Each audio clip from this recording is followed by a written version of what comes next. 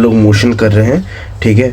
Motion का मतलब क्या होता है? मोशन का मतलब होता है a body is said to be in motion when an object is continuously moving. जब कोई भी ऑब्जेक्ट कंटिन्यूसली मूव कर रहा होता है उसको ही मैं क्या कहता हूँ? मोशन कहता हूँ, ठीक है। उसको ही मैं क्या कहता हूँ? मोशन कहता हूँ, ठीक है। सपोज कर कोई भी ऑब्जेक्ट है, कोई भी बंदा है, ठीक है। वो ए पोजीशन में है, वो ए पोजीशन से बी पोजीशन में गया, ए पोजीशन से लेके बी पोजीशन में गया, तो वो क्या हुआ? ए से बी तक गया, मूव करा ना। तो मूव का जब भी वो मूव करेगा मतलब क्या हुआ? वो मोशन हुआ है। जब भी वो मूव करेगा तो मतलब क्या हुआ? वो मोशन हुआ है, ठीक है। तो कोई भी ऑब्जेक्ट अगर मूव कर रहा है तभी मैं उसको क्या कहूँगा?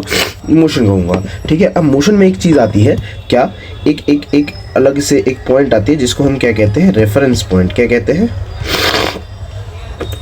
रेफरेंस पॉइंट, ठीक।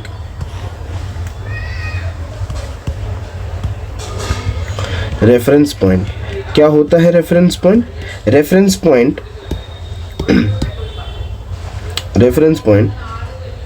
it is used to describe the location of an object, ठीक है। रेफरेंस पॉइंट का मतलब क्या था? जब भी हम किसी भी ऑब्जेक्ट के लोकेशन को डिस्क्राइब करते हैं, किसी भी ऑब्जेक्ट के लोकेशन को डिस्क्राइब करते हैं, या फिर यहाँ पे अब मोशन पढ़ रहे हैं ना, तो जो मोशन हो रहा है, ठीक है, कहाँ पे हो रहा है वो मोशन, कहाँ से हो रहा है वो मोशन, ठीक है, उस लोकेशन को डिस्क्राइब करने को ही मैं क्या कर रहा हूँ? रेफरेंस पॉइंट कह रहा हूँ। याद रखना, रेफरेंस पॉइंट का मतलब होता है किसी भी ऑब्जेक्ट के लोकेशन को डिस्क्राइब करना, ठीक है। और एक चीज आती है जिसको हम क्या कहते हैं? ओरिजिन। क्या कहते हैं? ओरिजिन। क्या होता है ओरिजिन? ओरिजिन मतलब the reference point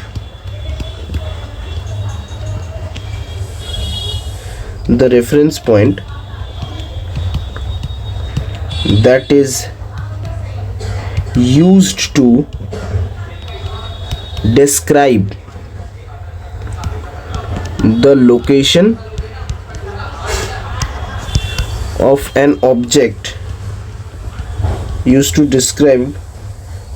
of an object, ठीक है।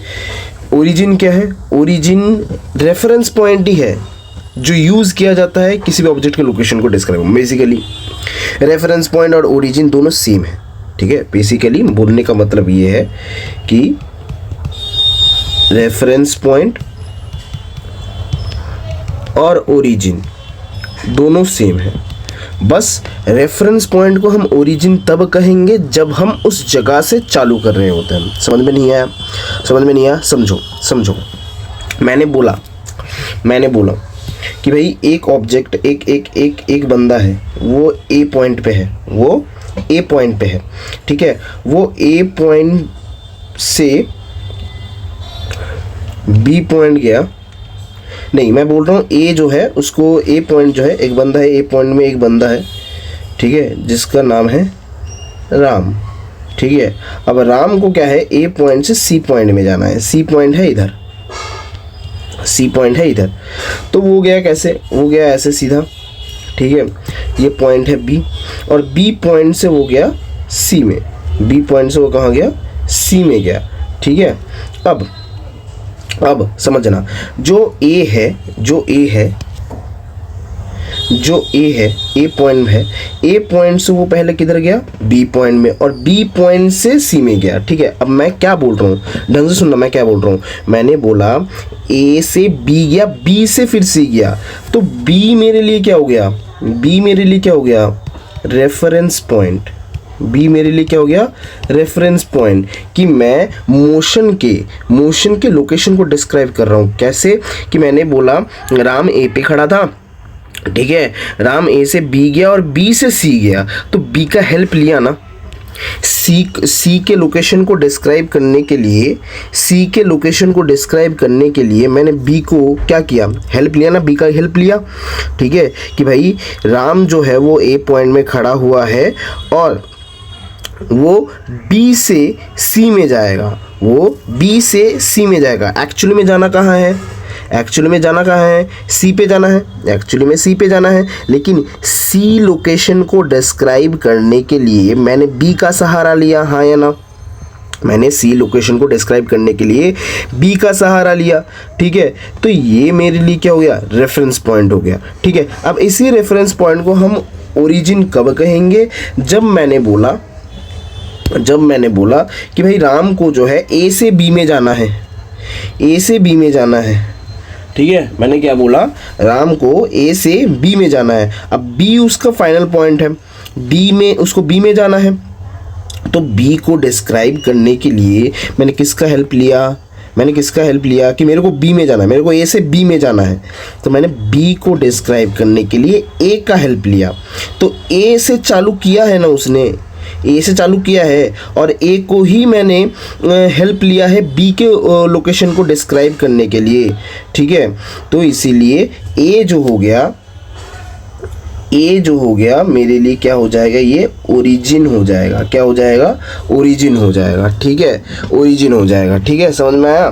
तो बेसिकली मैं रेफरेंस पॉइंट को एक तरीके से, रेफरेंस पॉइंट ही तो हुआ, रेफरेंस पॉइंट का मतलब मैंने क्या बताया, जब दूसरे लोकेशन को डिस्क्राइब करने के लिए, मतलब जहाँ पे मेरे को पहुँचना है उस लोकेशन को डिस्क्राइब करने के लिए मैंने दूसरा जो पॉइंट का हेल्प लिया, दूसरे पॉइंट का जो हेल्प लिया उसको रेफरेंस पॉइंट कहते हैं। वैसे ही सेम मैंने बी को समझाने के लिए मैंने ए का हेल्प लिया, और बंदा ए पे ही खड़ा है, इसीलिए ए मेरे लिए क्या हो गया, ओरिजिन हो गया। मैं इसको रेफरेंस पॉइंट नहीं कहूँगा, ओरिजिन कहूँगा, ठीक है। समझ में आया, ओके। अब देखो इसमें एक एग्जांपल लिख लो, एग्जांपल कैसे, a new restaurant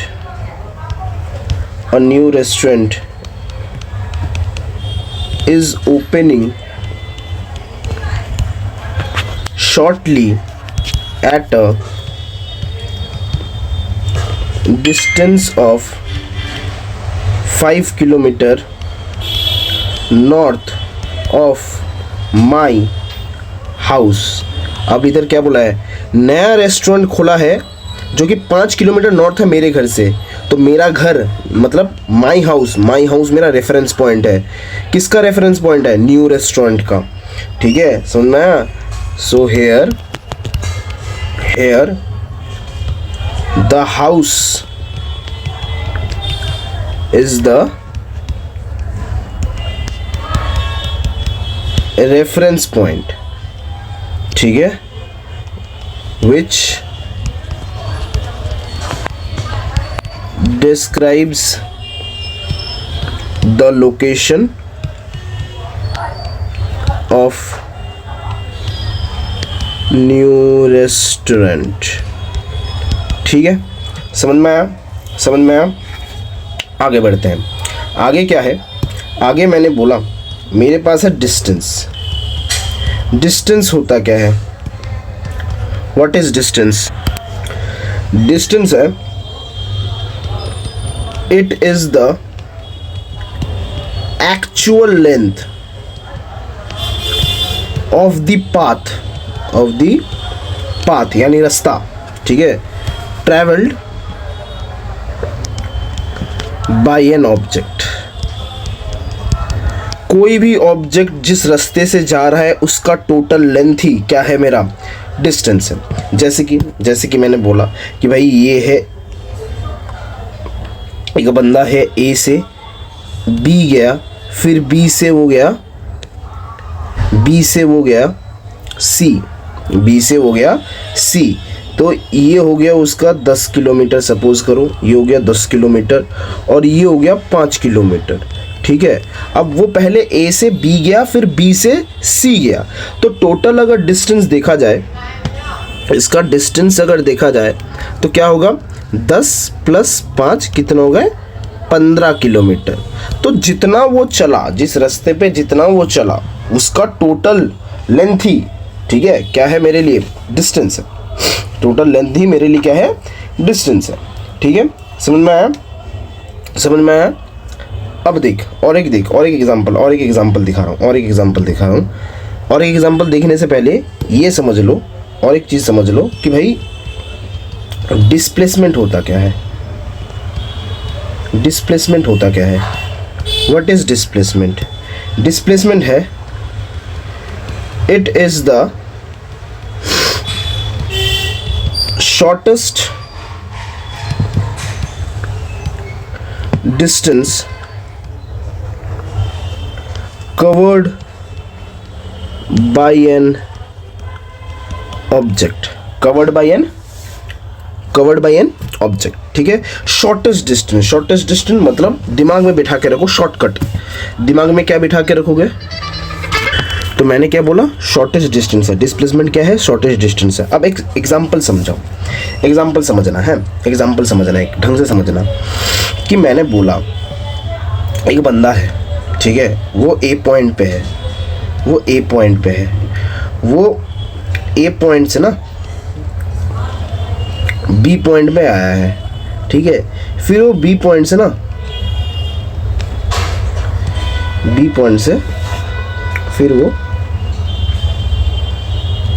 C point पे आया है, बी पॉइंट से वो सी पॉइंट पे आया है, ठीक है। और ए से सी तक का जो डिस्टेंस है, ए से सी तक का जो डिस्टेंस है वो है 6 किलोमीटर, और ए से बी तक का जो डिस्टेंस है वो है 5 किलोमीटर, और बी से सी तक का डिस्टेंस जो है वो है 4 किलोमीटर। तो बंदा जो है वो ए से बी जाता है, बी से सी जाता है, ठीक है, ए से बी जाता है, बी से सी जाता है, ठीक है। अब मैं अगर ये कहता हूँ कि डिस्टेंस बताओ ए से सी का, डिस्टेंस बताओ ए से सी का, मैं अगर ये बोलता हूँ कि डिस्टेंस बताओ, डिस्टेंस ए टू सी, तो क्या होगा? ए से पहले बी जाएगा वो, फिर बी से सी जाएगा, यानी 5 + 4 कितने हो गए? कितने हो गए? 9 किलोमीटर, है ना। अब अगर मैं यही पूछता डिस्प्लेसमेंट की बात कि भाई डिस्प्लेसमेंट बताओ ए से सी तक का, तो मैंने क्या बोला था? डिस्प्लेसमेंट क्या है? शॉर्टकट। डिस्प्लेसमेंट क्या है? शॉर्टकट। तो एक बात बताओ, ए से लेके ए से सी तक का शॉर्टकट रास्ता कौन सा है? यही वाला रास्ता है ना शॉर्टकट, है ना, यही रास्ता शॉर्टकट है ना, वरना तुम्हें तो घूम के ऐसे जाना पड़ रहा है ना। तो तुम्हारे लिए शॉर्टकट कौन सा है? तुम्हारे लिए शॉर्टकट है ए से बी सी तक जाने का, ये वाला शॉर्टकट रास्ता। तो मेरे लिए डिस्प्लेसमेंट क्या हो गया ए से सी तक का? मेरे लिए डिस्प्लेसमेंट हो गया 6 किलोमीटर, ठीक है। अब समझ में आया? समझ में आया डिस्टेंस और डिस्प्लेसमेंट का फ़र्क? समझ में आया? चलो भाई, चलो और एक एग्जांपल से समझ लो, और एक एग्जांपल से समझ लो। क्या है कि मैंने बोला ये पॉइंट टू बी नोटेड का है, पॉइंट टू बी नोटेड का है, नोट दिमाग में रखना। क्या है? मैंने बोला कोई भी ऑब्जेक्ट है, कोई भी मतलब बंदा है, ठीक है, वो ए पॉइंट से बी पॉइंट तक आया, ए से बी पॉइंट तक आया, ठीक है, ए से बी पॉइंट तक आया, और फिर से वो ए से बी पॉइंट तक आया, और फिर से वो बी से ए पॉइंट तक आया, और इसका जो डिस्टेंस है वो सपोज करो 10 किलोमीटर है, ठीक है। तो मैं अगर तुम लोगों से डिस्टेंस की बात करूं, तो कितना होगा? ए से लेके बी प्लस बी से लेके ए, यानी 10 किलोमीटर प्लस 10 किलोमीटर कितना हो गया तुम्हारा? 20 किलोमीटर। ये तो गई डिस्टेंस की बात। अब बात आती है डिस्प्लेसमेंट की। किसकी बात आती है? डिस्प्लेसमेंट की। अब डिस्प्लेसमेंट में ए से बी गया, फिर से बी से ए आ गया, मतलब कि ए में था और वो ए में ही वापस आया है। तो शॉर्टकट रास्ता क्या हुआ ए तक पहुंचने का? वहां से हिलो ही मत ना, है ना, वहां से हिलो ही मत ना। अगर तुम्हें ए से जाना है और ए में ही पहुंचना है, और उसका डिस्प्लेसमेंट पूछा, और डिस्प्लेसमेंट का मतलब तुम्हें क्या पता है? Shortest distance. तो एक बात बताओ, शॉर्टेस्ट डिस्टेंस, अगर तुम्हें ए से ए में ही पहुंचना है तो शॉर्टेस्ट डिस्टेंस क्या हुआ? तुम उधर से हिलोगे क्या? तुम उधर से हिलोगे क्या? नहीं हिलोगे ना, नहीं हिलोगे ना, तो तुमने डिस्टेंस कवर की नहीं ना, तुम्हारा डिस्टेंस क्या हो गया? 0। तुम्हारा डिस्टेंस क्या हो गया? 0। तो मेरे लिए डिस्प्लेसमेंट क्या हो जाएगा? मेरे लिए डिस्प्लेसमेंट क्या हो जाएगा कि ए बी माइनस बी ए, यानी 10 माइनस 10 0 किलोमीटर। तो याद रखना, जब भी डिस्प्लेसमेंट सेम पॉइंट का पूछा जाए तो याद रखना 0 आ जाएगा। क्या आ जाएगा? 0 आ जाएगा सेम पॉइंट में। अगर सेम पॉइंट में पूछा जाए कि ए से ए तक का या बी से बी तक का, ठीक है, डिस्प्लेसमेंट पूछा जाए तो वो 0 ही होगा। ठीक है, सेम पॉइंट से चालू करके सेम पॉइंट में ही अगर वो वापस आते हैं, अगर डिस्प्लेसमेंट पूछा जा रहा है तो वो 0 होगा। ठीक है, डिस्टेंस अलग होगा, डिस्प्लेसमेंट 0 होगा। ठीक है, समझ में आया? ये कब होगा? Same point two same point, same point two same point. ठीक है, समझ में आया? चलो और एक एग्जांपल देख लो, और एक एग्जांपल देख लो। नोट की ही बात है इसमें कि मैंने बोला एक बंदा है, वो है ए पॉइंट में है, वो ए पॉइंट से बी पॉइंट में गया, फिर बी से वो चला गया सी पॉइंट में, बी से वो कहाँ चला गया? सी पॉइंट में चला गया। ठीक है, ये हो गया तुम्हारा कितना कि 2 किलोमीटर। ठीक है, और ये हो गया भाई कितना? 3 किलोमीटर। सपोज करो, सपोज। तो इसका अगर मैं डिस्टेंस की बात करूं, किसकी बात करूं? डिस्टेंस की बात करूं, क्या होगा? A B plus B C, जो कि मेरा क्या हो गया? 2 + 3 5 किलोमीटर, है ना? लेकिन अगर मैं डिस्प्लेसमेंट की बात करूं, डिस्प्लेसमेंट कुछ अलग तरीके से निकालेंगे। देखो कैसे डिस्प्लेसमेंट कैसे निकालेंगे। डिस्प्लेसमेंट हम निकालेंगे, एक बात बताओ, ए से सी तक पहुंचना है ना मेरे को, ए से सी तक पहुंचना है ना, तो शॉर्टेस्ट डिस्टेंस क्या है? शॉर्टेस्ट डिस्टेंस क्या है? एक बात बताओ, यहाँ से मैं डायरेक्ट चला जाऊँ, सी तक, यहाँ से मैं सी तक डायरेक्ट चला जाऊँ, है ना? डायरेक्ट चला जाऊँगा तो मेरे लिए क्या होगा? शॉर्टेस्ट डिस्टेंस होगा, है ना? तो ए से सी तक, अब इसका डिस्टेंस तो मेरे को नहीं पता, कैसे निकालेंगे? तो अगर तुम्हें याद है पाइथागोरस थ्योरम, तो पाइथागोरस थ्योरम लगा के हम निकाल सकते हैं। कैसे? ये क्या है? ये मेरे लिए हाइपोटेन्यूज है, ये मेरे लिए परपेंडिकुलर है, ये मेरे लिए बेस है, और मैं इधर लगा दूंगा परपेंडिकुलर 3 का स्क्वायर प्लस बेस 2 का स्क्वायर। ये हो गया मेरे लिए इधर h² इज इक्वल टू 9 + 4 कितना हो गया? h² is equal to 9, 10, 11, 12, 13। तो h कितना आ गया? √13। कितना आ गया? √13 किलोमीटर। तो ये मेरे लिए डिस्प्लेसमेंट कितना आ गया? डिस्प्लेसमेंट मेरे लिए आ गया √13 किलोमीटर। ठीक है, तो इस तरीके से अलग अलग एग्जाम्पल्स होते हैं, अलग अलग एग्जाम्पल्स हैं। ठीक है, देख लेना इसको, 2 अलग अलग केस हैं। अब देखो और एक नोट करने वाली बात है, क्या है वो बात? बात ये है कि जो डिस्टेंस है, डिस्टेंस हैव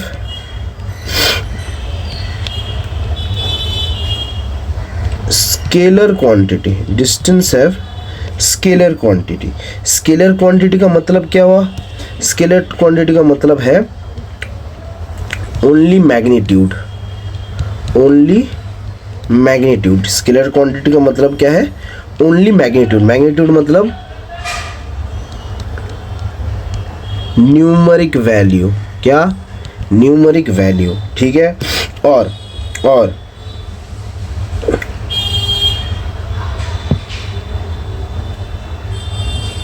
जो डिस्प्लेसमेंट है, डिस्प्लेसमेंट हैव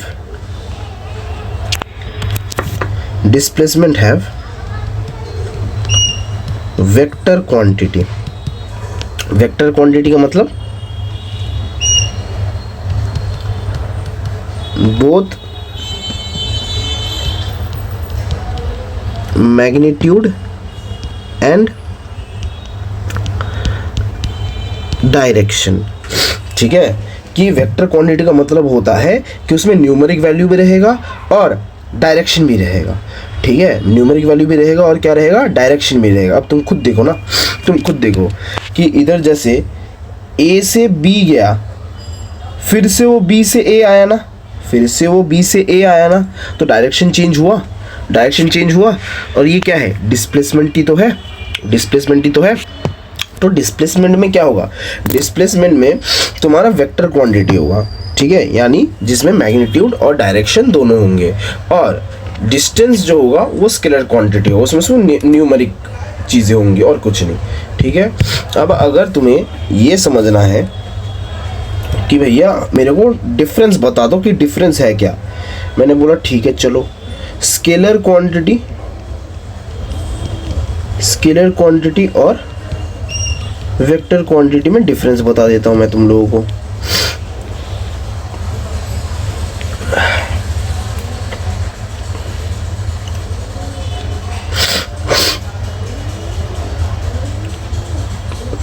देखो देखो इसमें क्या है, इट हैज़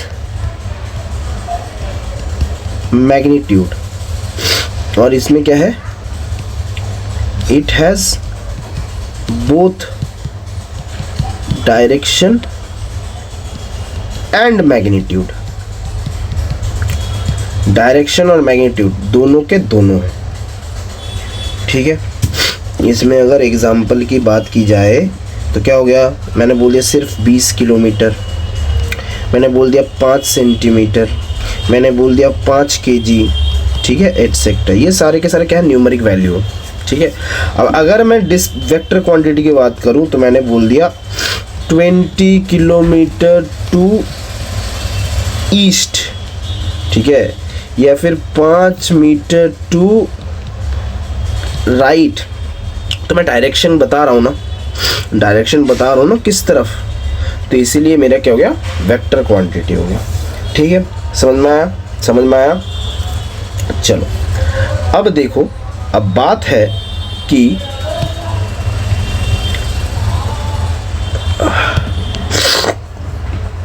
मोशन कितने तरीके का होता है, मोशन कितने तरीके का होता है, मोशन 2 तरीके का होता है, मोशन 2 तरीके का होता है। एक तो हो गया भाई यूनिफॉर्म मोशन, एक तो हो गया क्या, यूनिफॉर्म मोशन, और एक हो गया नॉन यूनिफॉर्म मोशन, एक हो गया यूनिफॉर्म मोशन, एक हो गया क्या, नॉन यूनिफॉर्म मोशन, ठीक है।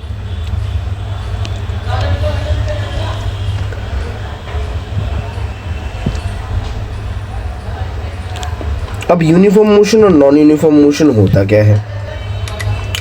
यूनिफॉर्म मोशन जहां पे मोशन हो रहा है, ठीक है, स्ट्रेट लाइन में लेकिन कांस्टेंट स्पीड में, ठीक है, क्या है कि movement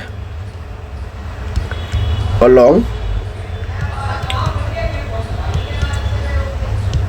straight line with constant speed, same speed में मूवमेंट हो रहा है स्ट्रेट लाइन में, ठीक है।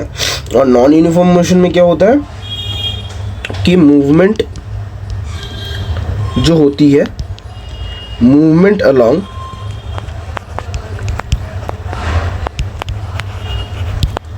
Straight line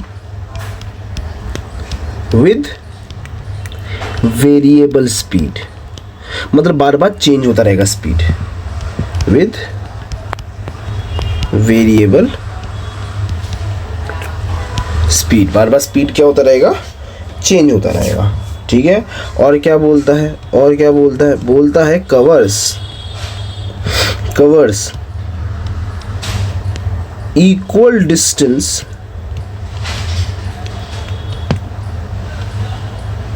equal distance in equal interval of time, ठीक है। और इसमें covers unequal distance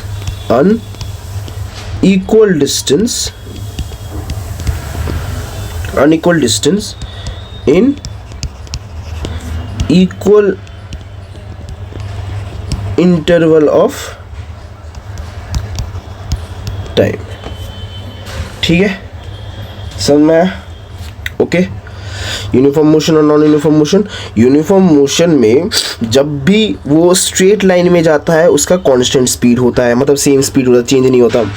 और नॉन यूनिफॉर्म मोशन में जब भी मोशन स्ट्रेट लाइन में होता है उसका वेरिएबल स्पीड होता है, मतलब स्पीड बार बार चेंज होता रहता है। ठीक है। यूनिफॉर्म मोशन में equal distance equal interval of time में, equal distance equal interval of time में कवर करता है। जैसे कि मैंने बोला, एग्जांपल दे रहा हूँ, जैसे कि मैंने बोला कि भाई, मैंने बोला कि 2 किलोमीटर 2 सेकंड में, ठीक है। 4 किलोमीटर, एग्जांपल ले रहा हूँ, 4 सेकंड में, ठीक है।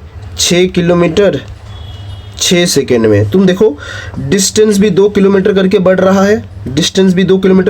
है, और टाइम भी 2 सेकंड करके बढ़ रहा है।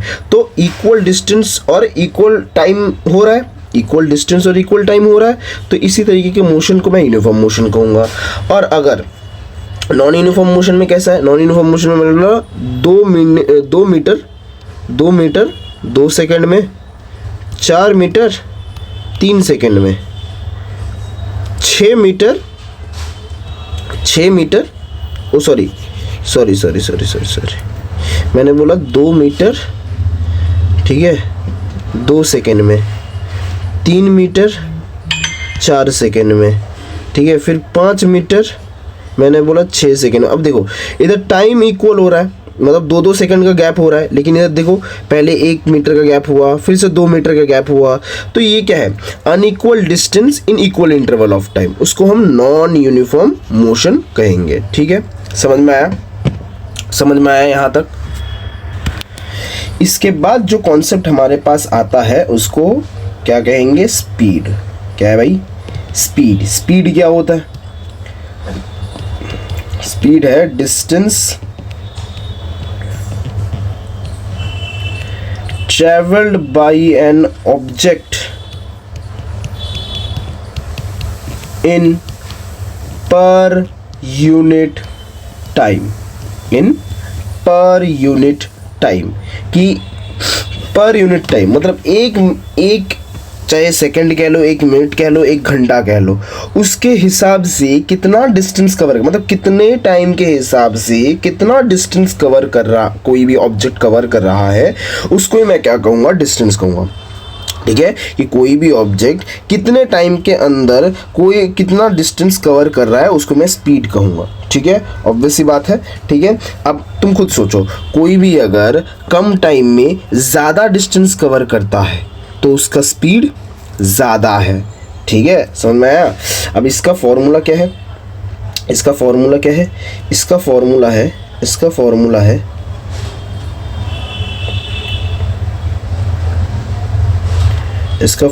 है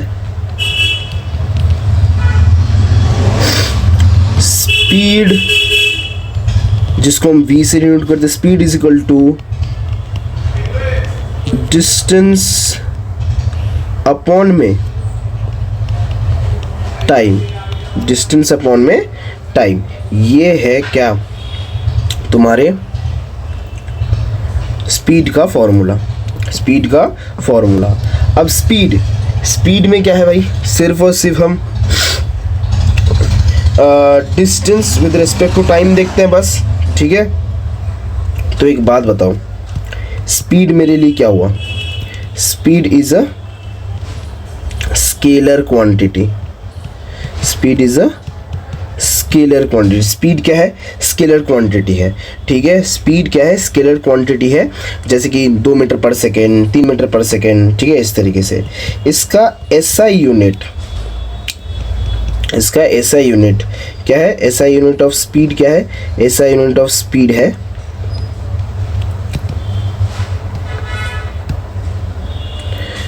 किलोमीटर पर आवर, ठीक है, मीटर पर सेकेंड, ठीक है,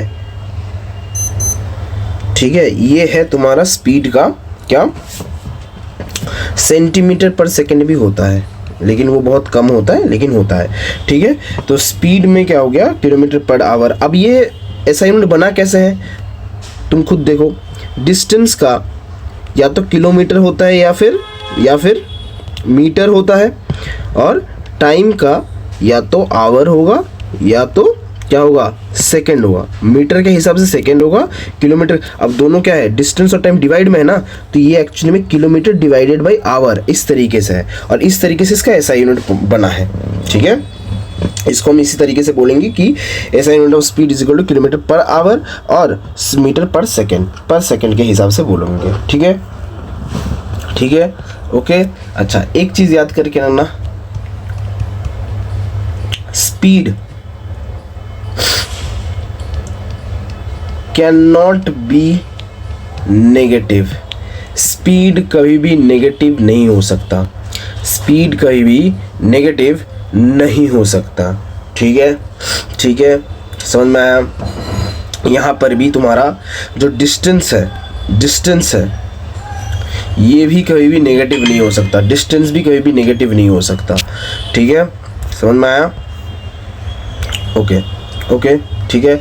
अब और एक फॉर्मूला आता है, और एक फॉर्मूला क्या है, एवरेज स्पीड का, क्या, एवरेज स्पीड का फॉर्मूला क्या है, average speed is equal to total distance upon total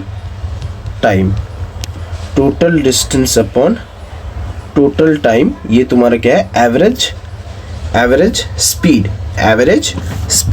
ठीक है। इसके बाद और एक कॉन्सेप्ट आता है जिसको हम क्या कहते हैं, वेलोसिटी। अब वेलोसिटी क्या है, वेलोसिटी स्पीड की तरह ही है, वेलोसिटी स्पीड ही है, बस इसके साथ क्या लग जाता है, डायरेक्शन। मतलब जब मैं स्पीड की बात कर रहा हूँ कि ये इतने स्पीड में जा रहा है, ये इतने स्पीड में जा रहा है, तब मैं नॉर्मल स्पीड कहूँगा, ठीक है। लेकिन जैसे ही मैंने कह दिया कि ये ऑब्जेक्ट नॉर्थ की तरफ इतने स्पीड में जा रहा है, या ईस्ट की तरफ इतने स्पीड में जा रहा है, या राइट की तरफ इतने स्पीड में जा रहा है, तो तब मेरे लिए वो क्या हो गया, वेलोसिटी हो गया। मतलब सिंपल भाषा में कहा जाए तो वेलोसिटी क्या है, वेलोसिटी है स्पीड विद डायरेक्शन। अब स्पीड तो एक ही डायरेक्शन में हम हमेशा नहीं होता ना, ठीक है। जब तुम रास्ते वगैरह में जाते हो, ठीक है, स्पीड से जाते हो, तो रास्ते में जब टर्निंग पॉइंट वगैरह आता है तब तुम क्या करते हो, टर्न लेते हो ना, स्पीड में टर्न लेते हो ना, ठीक है। स्पीड में मतलब दिमाग में स्पीड का, अभी तुम फिजिक्स पढ़ रहे हो, साइंस पढ़ रहे हो, ठीक है, स्पीड का मतलब दिमाग में ये मत सोच के रखो तेज, वो तो हमारे इंडियन कल्चर ऐसा है कि स्पीड का मतलब समझ के रखते हैं कि तू स्पीड में आया मतलब तेज से आया। स्पीड का मतलब होता है अगर तुम धीरे भी चलोगे उसको भी मैं स्पीड कहूँगा। स्पीड का मतलब होता है कितने टाइम में तुमने कितना डिस्टेंस कवर किया, ये है स्पीड। स्पीड का मतलब ये नहीं तेज भागना, ठीक है। इसका भी डेफिनेशन सेम होगा किसकी तरह, स्पीड की तरह, कि डिस्टेंस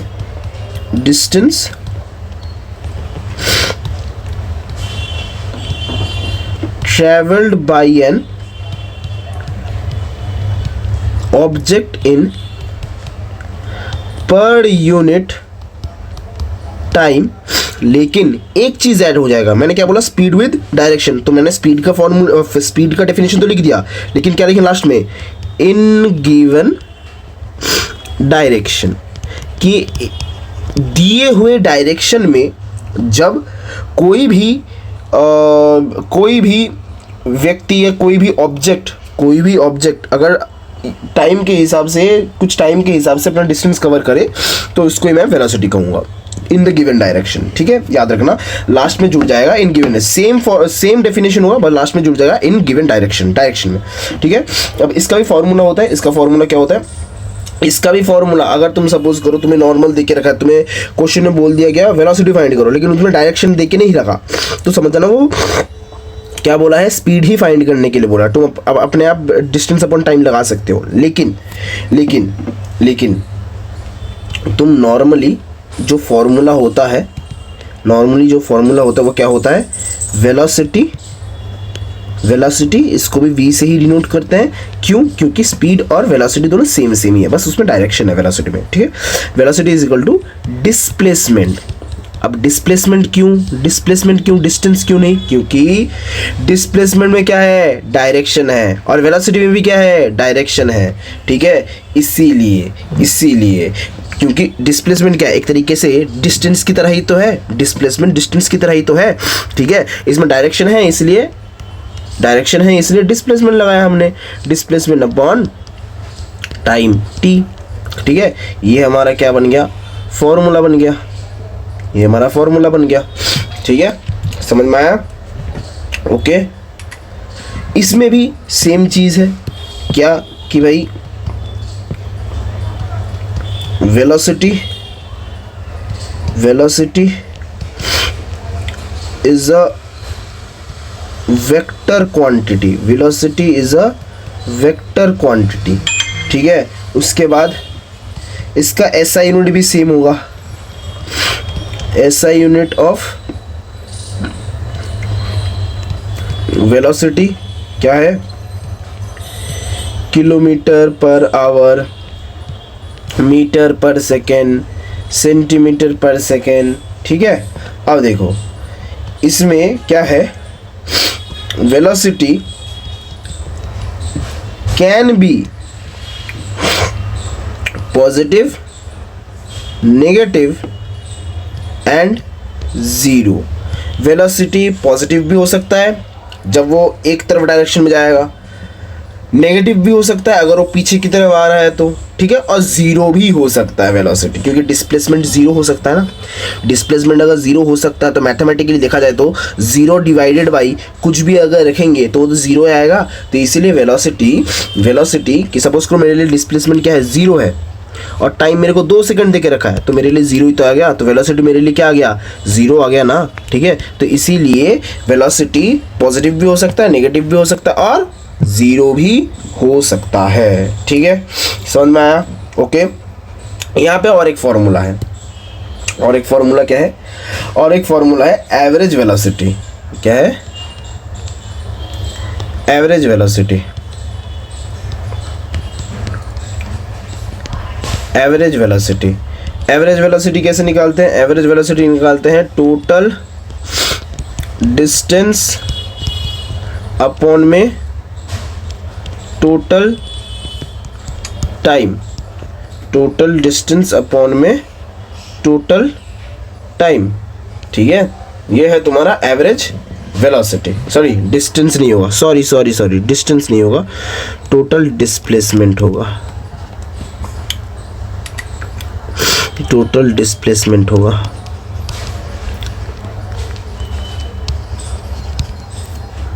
ठीक है। ओके, समझ में आया? आगे बढ़े। अब देखो एवरेज वेलोसिटी का ना सिर्फ ये एक ही फॉर्मूला नहीं होता, और एक फॉर्मूला होता है। एवरेज वेलोसिटी का सिर्फ ये एक फॉर्मूला नहीं होता, और एक फॉर्मूला होता है। ये तो नॉर्मल जब मैं लगाऊंगा, नॉर्मल जब मेरे को पूछ लेंगे, ठीक है। लेकिन और एक फॉर्मूला क्या होता है, और वो कब लगता है? वो तब लगता है कि सपोज कर if object changes its velocity in uniform rate, ठीक है। कि अगर क्वेश्चन में बोल दिया गया कि भाई, अगर क्वेश्चन में लिखा होता है तुम्हारे पास कि भाई जो ऑब्जेक्ट है वो अपना वेलोसिटी यूनिफॉर्म रेट पे चेंज कर रहा है, क्वेश्चन में तुम्हारे पास लिखा होता है, या नॉर्मली तुम्हें बता दिया गया है कि भाई वेलोसिटी चेंजेस यूनिफॉर्मली, ठीक है, इस तरीके से बता दिया गया है, तब तुम कौन सा वाला फार्मूला लगाओगे? तब तुम फार्मूला लगाओगे कि भाई क्या average velocity is equal to initial velocity plus एक मिनट रुक जा, इसको थोड़ा सा नीचे लिख दूं मैं। हाँ, initial velocity plus final velocity divided by 2, ये एवरेज वेलोसिटी का फॉर्मूला जब वेलोसिटी यूनिफॉर्मली चेंज होगा। ठीक है, अब इनिशियल वेलोसिटी और फाइनल वेलोसिटी क्या होता है? इनिशियल वेलोसिटी और फाइनल वेलोसिटी का मतलब होता है, सपोज कर कि तुम ए से बी गए। ठीक है, जब तुम ए में थे, सपोज करो तुम कहीं से आ रहे हो, ए से गए हो तुम, सपोज करो इधर सी में गए, ओ सॉरी थोड़ा सा ऐसे लिख देते हैं बी और सी। हाँ, सपोज करो तुम ए से बी आए हो, ठीक है, और बी से सी आए हो, और तुम्हें पूछ लिया गया कि एवरेज वेलोसिटी बताओ बी टू सी का, एवरेज वेलोसिटी बताओ बी टू सी का। तो तुम्हें बी में कुछ एक स्पीड में थे, तुम ए से चालू किया था ना, तो बी में कुछ एक स्पीड में थे तुम। ठीक है, तो ये है मेरा इनिशियल वेलोसिटी का मतलब क्या है?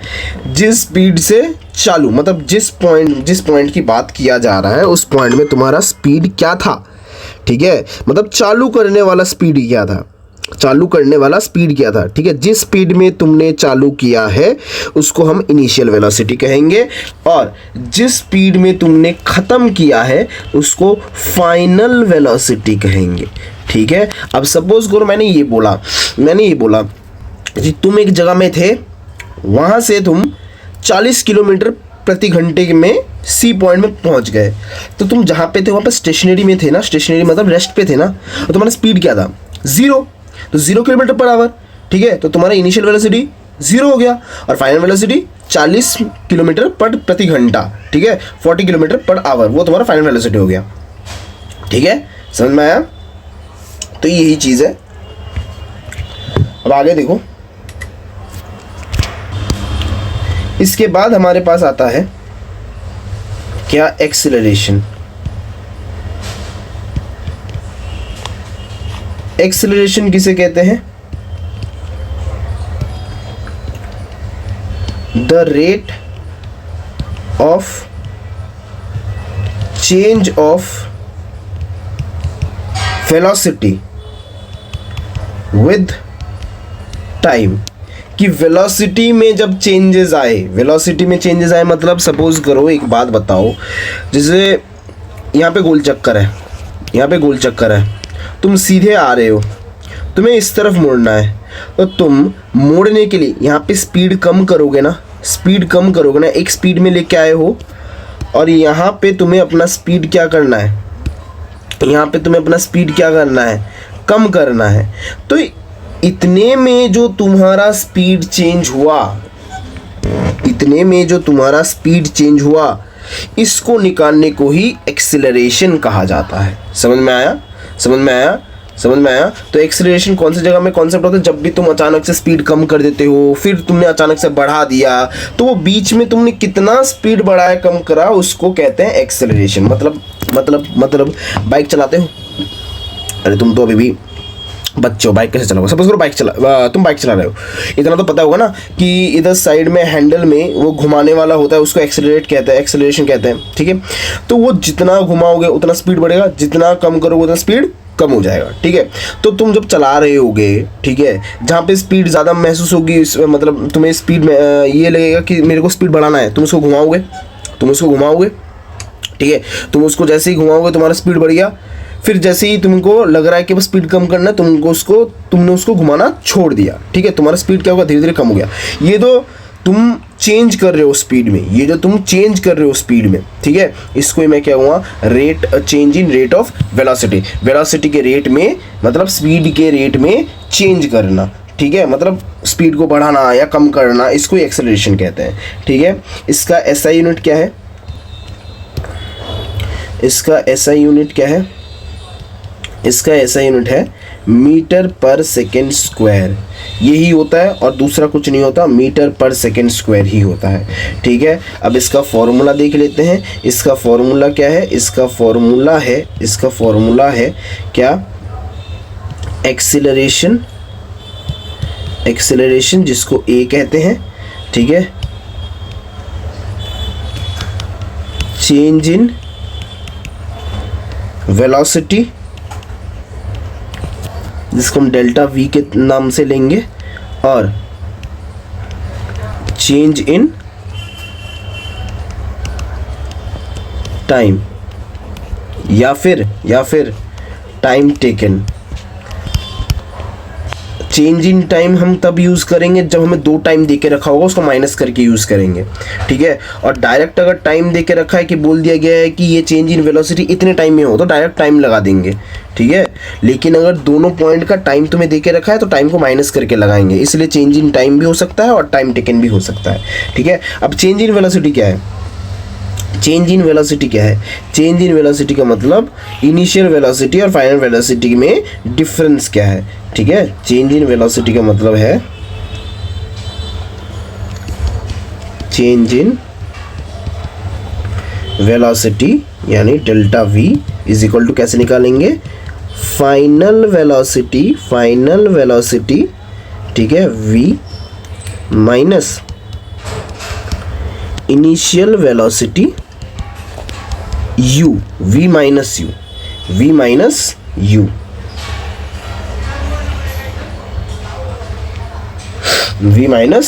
u, ठीक है, ओके। अब देखो, ये जो एक्सेलरेशन होता है, ये कौन सी क्वांटिटी होगी? इज अ वेक्टर क्वांटिटी, ठीक है, वेक्टर क्वांटिटी होगी, ठीक है।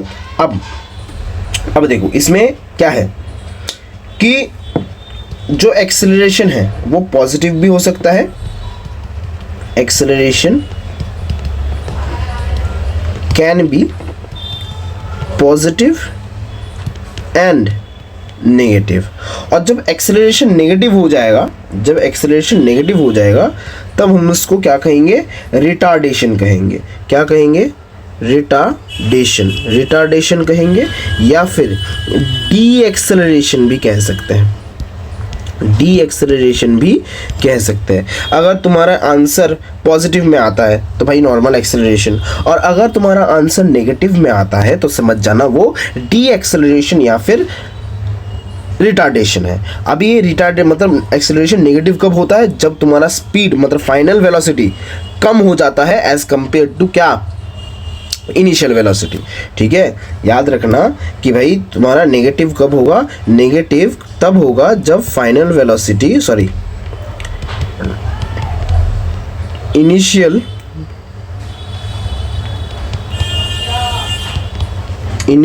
वेलोसिटी तुम्हारा ज़्यादा होगा फाइनल वेलोसिटी से, ठीक है। और पॉजिटिव कब होगा? जब तुम्हारा फाइनल वेलोसिटी ज़्यादा होगा इनिशियल वेलोसिटी से, ठीक है। समझ में आया? ओके। अब आओ थोड़ा ग्राफ को समझते हैं। देखो, तुम्हारे सिलेबस में 2 तरीके के ग्राफ है, ग्राफिकल रिप्रेजेंटेशन ऑफ मोशन में ग्राफ किस तरीके से शो होता है। देखो, अगर मैं एक्स एक्सिस की बात करूं, किस एक्सिस की बात? एक्स एक्सिस की बात, ठीक है, इतना पता है ना। एक्स एक्सिस किसे कहते हैं, वाई एक्सिस किसे कहते हैं। एक्स एक्सिस में हमेशा तुम्हारा टाइम और मोशन रहेगा, ठीक है। और अगर बात करूं मैं वाई एक्सिस की, तो वाई एक्सिस में डिस्टेंस, वेलोसिटी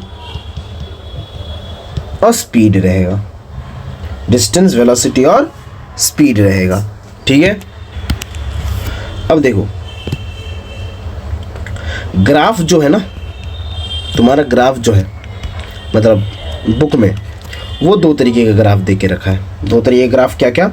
एक है भाई डिस्टेंस टाइम ग्राफ, और एक है वेलोसिटी टाइम ग्राफ, ठीक है। एक हो गया डिस्टेंस टाइम ग्राफ, एक हो गया वेलोसिटी टाइम ग्राफ, ठीक है। अब अगर मैं डिस्टेंस टाइम ग्राफ की बात करूं, डिस्टेंस टाइम ग्राफ की बात करूं, तो इसमें दो तरीके का होता है, तीन तरीके का होता है, तीन तरीके का होता है। क्या क्या? सबसे पहला तो यूनिफॉर्म मोशन का। सबसे पहला तो किसका? यूनिफॉर्म मोशन का, ठीक है। सबसे पहला तो किसका? यूनिफॉर्म मोशन का। यूनिफॉर्म मोशन में क्या होता है देखो,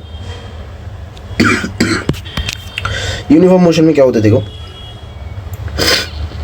कि ये हो गया मेरा टाइम, नीचे हो गया टाइम, और इधर हो गया मेरा डिस्टेंस, इधर हो गया मेरा डिस्टेंस, ठीक है।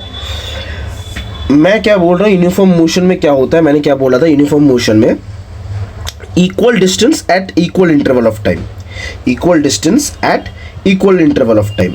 अब अगर मैं यहाँ पे ग्राफ बनाता हूँ 2, ये हो गया 4, ये हो गया 6, ये हो गया 8, ये हो गया 10, इधर 1 2 3 4 5 6 ऐसे बना दिया मैंने। तो हमारा जो ग्राफ बनेगा वो कैसे बनेगा? हमारा ग्राफ कुछ इस तरीके से बनेगा, ऐसे स्ट्रेट कि भाई जैसे कि 4 पे 2, ठीक है, कि 4 मीटर में 2 सेकंड टाइम लग रहा है, ठीक है। 2 मीटर में 1 सेकंड टाइम लग रहा है, ठीक है। 6 मीटर में 3 सेकंड टाइम लग रहा है, ठीक है। और तुम खुद देखो, 1 सेकंड का डिफरेंस है और इसमें 2 मीटर का डिफरेंस है, ठीक है। तो इक्वल डिस्टेंस भी हो रहा है, 2 मीटर का इक्वल डिस्टेंस भी हो रहा है, और टाइम भी 1 सेकंड करके बढ़ रहा है। तो इक्वल डिस्टेंस और इक्वल टाइम हुआ, तो ये क्या हो गया मेरे लिए? Uniform motion. ये क्या हो गया मेरे लिए? यूनिफॉर्म मोशन का डिस्टेंस टाइम ग्राफ, ठीक है। ये यूनिफॉर्म मोशन का है, ठीक है। समझ में आया? अब अगर हम नॉन यूनिफॉर्म मोशन का देखें,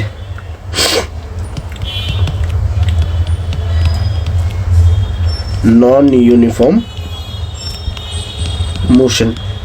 अब नॉन यूनिफॉर्म मोशन जो है इसमें 2 तरीके का है। समझना नॉन यूनिफॉर्म मोशन में, एक जब स्पीड बढ़ जाएगी, स्पीड इंक्रीज होगा। जब स्पीड क्या होगा? इंक्रीज होगा। जब स्पीड इंक्रीज होगा तब क्या होगा? टाइम कम लगेगा और डिस्टेंस ज़्यादा बढ़ जाएगा, हाँ या ना? जब स्पीड बढ़ जाएगी टाइम कम लगेगा और डिस्टेंस बढ़ जाएगी, है ना? इतना तो पता है ना। जब स्पीड बढ़ेगा तो क्या होगा? स्पीड बढ़ेगा तो क्या होगा? टाइम कम लगेगा, डिस्टेंस बढ़ जाएगा। तो इसी वजह से तुम देखना, इसका जो ग्राफ बनेगा वो ग्राफ कुछ इस तरीके से बनेगा। ये इधर हो गया भाई टाइम, और इधर हो गया भाई डिस्टेंस, ठीक है। इधर मेरे लिए क्या हो गया? डिस्टेंस हो गया, ठीक है। अब ये जो तुम्हारी बढ़ेगी, कैसे बढ़ेगी? ऐसे, ठीक है। क्योंकि कम टाइम में तुम्हारा जो डिस्टेंस है वो ज़्यादा बढ़ रहा है, तो डिस्टेंस तो ऊपर की तरफ है, इसलिए ऊपर की तरफ बढ़ जा रहा है, लेकिन टाइम कम लग रहा है, ठीक है। टाइम कम लग रहा है, कम टाइम में। इधर सेम टाइम नहीं लग रहा, कम टाइम लग रहा है, इसलिए ग्राफ तुम्हारा इस तरीके से बनेगा। और सेम नहीं, स्पीड अगर डिक्रीज हो रहा हो, मतलब कम हो रहा हो, स्पीड अगर कम हो रहा हो तो मतलब डिस्टेंस, टाइम ज़्यादा लगेगा और डिस्टेंस धीरे धीरे कम, मतलब कम डिस्टेंस होगा। टाइम ऑब्वियसली बात है ज़्यादा लगेगा, टाइम ज़्यादा लगेगा तो डिस्टेंस कम कवर होगा। तो वैसे ही सेम चीज़ क्या है कि भाई ये अगर मैंने ग्राफ बनाया, इधर क्या है? मेरा टाइम है और इधर है मेरा डिस्टेंस। तो मेरा डिस्टेंस कैसे बनेगा कि भाई कुछ इस तरीके से बनेगा। कैसे? ये ऐसे उल्टा बनेगा, ठीक है। इसमें स्पीड इंक्रीज हो रहा है, इसमें स्पीड डिक्रीज हो रहा है, उल्टा बनेगा ग्राफ, ठीक है। ग्राफ कैसे बनेगा? उल्टा बनेगा। ओके, समझ में आया? अब देखो, ये जो वेलोसिटी टाइम ग्राफ है, वेलोसिटी टाइम ग्राफ भी 3 तरीके का होता है। एक, जब वेलोसिटी यानी स्पीड तुम्हारा क्या हो? कांस्टेंट हो। स्पीड तुम्हारा क्या हो? कांस्टेंट हो। जब तुम्हारा स्पीड कांस्टेंट होगा, ठीक है, हर एक टाइम में तुम्हारा स्पीड कांस्टेंट होगा, जिसकी वजह से तुम्हारा जो ग्राफ है कुछ इस तरीके से बनेगा, कुछ इस तरीके से बनेगा, ठीक है।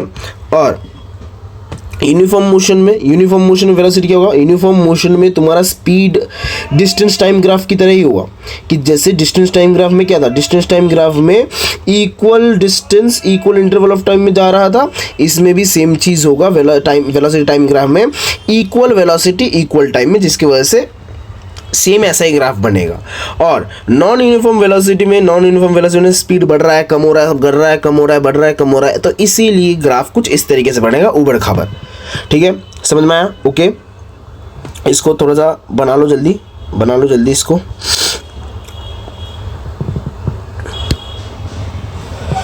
जल्दी बना लो इसको। फिर हमारे पास जो लास्ट आता है वो ये आता है कि हमारे पास इक्वेशंस आते हैं, इक्वेशंस ऑफ मोशन के इक्वेशन। मोशन के 3 इक्वेशन है।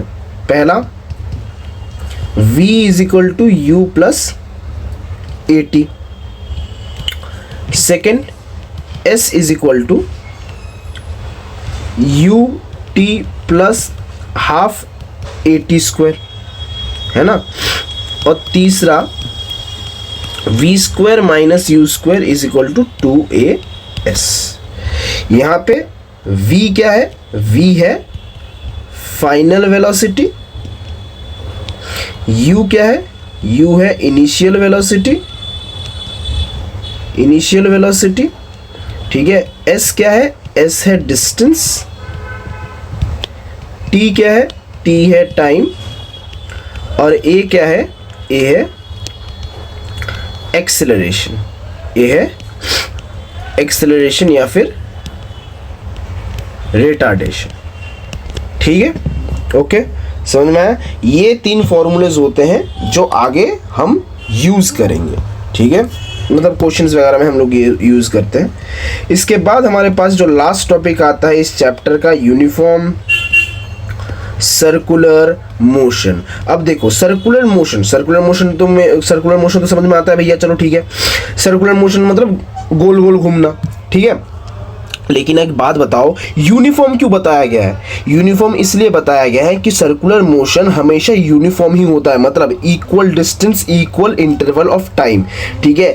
जैसे ही ये मतलब नॉन यूनिफॉर्म होगा, नॉन यूनिफॉर्म होते ही सर्कुलर मोशन में नहीं रहेगा, ठीक है। कहीं भी हो सकता है कि स्पीड बढ़ गया, स्पीड कम हो गया, स्पीड बढ़ गया, स्पीड कम हो गया, ऐसा नहीं हो सकता। जो अर्थ है वो अर्थ भी सर्कुलर मोशन में घूम रहा है, लेकिन एक यूनिफॉर्म स्पीड में। तभी तो क्या है, एक साल में 365 डेज होता है। कभी सुना है एक साल में 400 डेज होता है या 405 डेज होता है? कभी सुना है? नहीं ना, क्योंकि अगर 405 डेज होंगे तो इसका मतलब क्या हो गया? घूमने का स्पीड कम हो गया, ठीक है। हर साल 365 डेज होता है, तो इसका मतलब क्या हुआ कि भाई सर्कुलर मोशन जो है वो यूनिफॉर्म होता है, सर्कुलर मोशन जो है वो यूनिफॉर्म होता है। अब चीज़ ये है कि भाई मेरे को क्या पता है? मेरे को पता है कि भाई स्पीड जो है is equal to distance upon time है। क्या है? डिस्टेंस अपॉन टाइम है। तो सर्कुलर मोशन के लिए स्पीड क्या होगा? सर्कुलर मोशन के लिए स्पीड ये होगा कि जो डिस्टेंस है वो एक्चुअली में क्या है?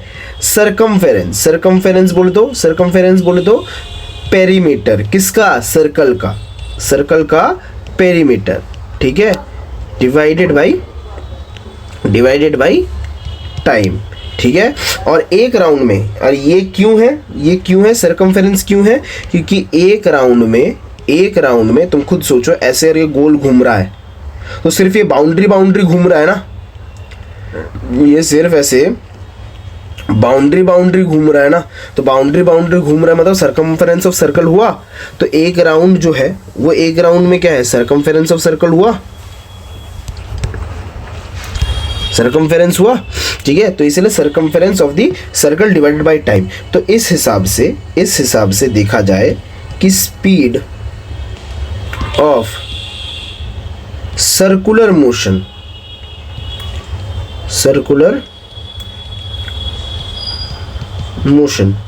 स्पीड इन सर्कुलर मोशन क्या आ जाएगा, is equal to circumference of circle क्या होता है पता है, circumference of circle 2 pi r, ठीक है, और नीचे टाइम t।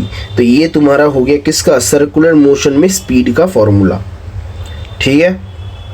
ओके, समझ में आया, चैप्टर यहीं पे तुम्हारा खत्म होता है।